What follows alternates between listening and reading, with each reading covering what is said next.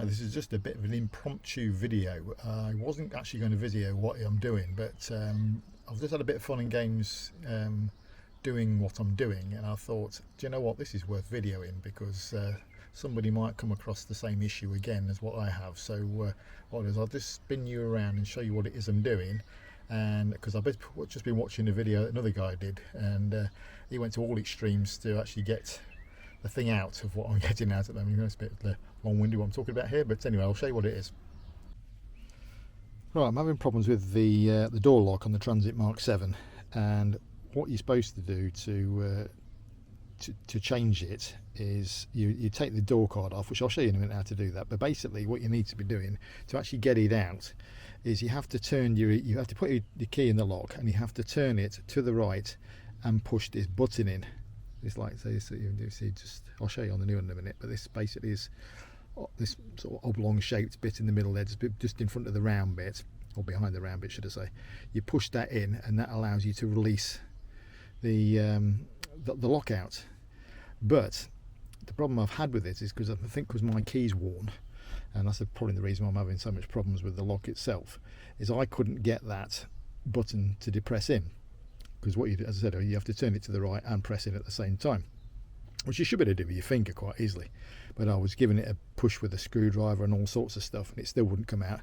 So in the end, I ended up sort of turning the key to the right, getting a screwdriver to hold it in place, and I gave it one almighty whack with a hammer, and I managed to pull it out. The video that I was watching of another guy who had a problem with it, he ended up drilling all the lock out. I mean, it must have took him probably best part of an hour and a half probably to drill all the lock out on it, when maybe all he might have needed to do was the one that I've done and give it a whack with a hammer. So I'll show you now on the new one. That's the button there. So if I turn the key slightly just to the right, hang on, why is it not working? Hold on with it. Oh, that's it, sorry. Yeah, so I can turn the key to the right, I can push that button in, so I push the button in, key releases back, and it locks in position. Then once I relocate it in to the van, I'll turn the key to the right and it will lock it in position. So as you can see how easy it should be to get out. So you turn it to the right, push it in, turn the key back, locks in position. Whereas my old one, I couldn't get the damn thing to move at all. So as I said, with that one, I ended up I turned the key to the right, gave it one. In fact, it's popping out now. It must have been quite stuck in there. There you are. It's going in part way, but not all the way. Oh, actually, no, it is going all the way now. Perhaps it just needed that almighty whack with a hammer to get it to do what it needed to do. But yeah, that's how I got it out anyway. So if you're having trouble getting it out, then basically, you know, if you won't do with the turning and get it all the way in, it's working now. It's going quite well. It must have been perhaps just the fact that it's got you know, I mean, this van's done 170,000 miles, so it's quite possible that it got so much cack in it. I mean, there's some like gunge and stuff all in there as well, so it's, you know, it's pretty well worn in there, I would have thought. So that's the reason I'm changing this this door lock today. So anyway, what I'll do now is I'll sort of show the new one going in and how I'm going to refit it. So if you're going to be doing the job, then just do the reverse, or do this video in reverse, and you'll get the idea of what it is. But I'll sort of explain as we go back through. So that's sort of looking down the inside of it, once the barrels come out. I don't know how visible it'll be. If you sort of look at the red, which is the reflection, well, looking through to my wife's car actually, you can see like some daylight coming through just to the right of that, and that is where the pin locates into. So obviously when you come to take out the old one, you will basically poke a screwdriver, or if you poke your finger or poke a screwdriver in through that hole there. Once you've got the key turned to the right, you should just push it in, and then you turn your key back to the left, and then you should then just obviously just take the key or take the lock straight back out of the hole. But what we'll try and do is demonstrate it with the new one in a minute. So with the new one now, as you can see, the bit that sticks out is flat at the moment. So I'm going to locate this into position, and then probably the key, the lock would need to be in that position. So the key bit that sticks out is to the right. So anyway, we shall wiggle it in and see how we go. So let's see how it's going to fit in there. Oh, I see that goes in there like that.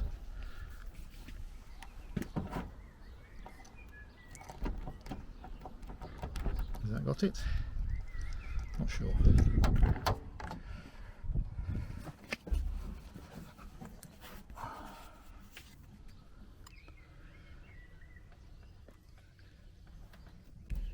So I'm not quite sure how clear it is, but you may be able to see now that that's just sort of to the right of where my left, or should I say, where my finger's pointing. That's now the actual bit that sticks out from the key is now located in position. What we've then got is this like spade shaped thing. Now that actually slides up inside the inside of the door and holds the new lock in position. It's very difficult to try and video putting in the clip, but basically the clip itself, it holds in position like that on the inside of the door. So imagine, let's have a look. We've probably got it slightly in the wrong position, we've got it in the vertical, but if you imagine this, I'll tell you what, I'll turn it around. So there we go. So basically you can see the key, this is the old lock by the way. You can see the thing sticking out which locates the position. So that clip needs to go in like that. So basically it holds, basically sandwiches the lock basically to the inside of the door. Not quite sure how clear it is in the video now, but basically where my finger is the end of the clip. So basically that just locates in position and, as I said, just holds the barrel into place. Right, let's put everything back together now. So as my van has got electric windows, obviously I'll need to connect that back up first. The video I watched the other guy doing it, he's got wind up windows, so obviously got wind up windows, then you probably have to take off the handle, which obviously there's been a knack for doing that. But yeah, mine's got electric windows, so I don't need to worry about windy windows. So basically you've got two lots of wiring. You've got one which has got a black bit on the end of it, and one you might just about see you've got a gold end on it. So the gold end is the one on the inside, for that's for the left hand window, and the black one for the right hand window. Literally to get them out, what you need to do is poke a little screwdriver into there, push it in, and then just release the cable at the same time. But again, it's one of those things you need two hands and not three that you'll need with holding the camera. So the door card just hangs in at the top. There's a you see a screw hole there, so there's a screw goes in the top of there, and then there's, where are we? There's a screw hole here, a screw hole there, and then on the other side you've got a screw hole at the bottom and a screw hole about halfway up the door, sort of in line with the where the latch is. So put those screws in next. And then finally there's the this cover to go in, which basically the handle comes through it. I'll have to do it again with two hands. Might be able to do what I did. Let's have a look. There we go. Yeah, we've got it in. There we go. So that basically goes in there, and then it's basically got one screw that goes through into the middle there. So in summary, to basically do the job, so you start off, we undo this screw at the top here, we undo the screw here, we take the cover off, we undo the 4 screws around the side, so you've got 1, 2, 3 and 4, and you may need a trim clip remover just to ping off the bottom, because it is on a clip. And then after that, then it's the case of removing the horseshoe shaped clip that's on the original lock, and then stick your key into the lock itself, turn it to the right, push this button in, turn the key back to the left, and it keeps the button locked in place, and then you can pull the lock out. But as I said, if you're having a bit of fun and games with it like I was, just keep the key turned to the right, hold a screwdriver on the end of it, and give it a clap with a hammer, and you might find that it'll do what you want it to do. As I said, last extreme really is to do what the other guy did I saw in a video, where he literally drilled out the whole lock. But that just seemed a bit overkill. When you know, hopefully, I mean, he may have been able to have done the same thing that I did, but here we go. Anyway, that's just a short video for today. I suppose after all that, I'll to see whether the thing's got a lock really, haven't I? I left the window open just to be on the safe side. So yeah, that's the van locked. Lovely jubbly. Locked. And then to get into the back, we then have to turn it again. Yep, I just heard that go. Let's just double check it, make sure we're going to get in the back. Absolutely, brilliant. I've been having so much fun and games with this lock over the last few days of it not being able to get into it. And also as well, the other advantage of changing this lock is I now have 2 keys, because the remote doesn't work on this. So yeah, winner winner.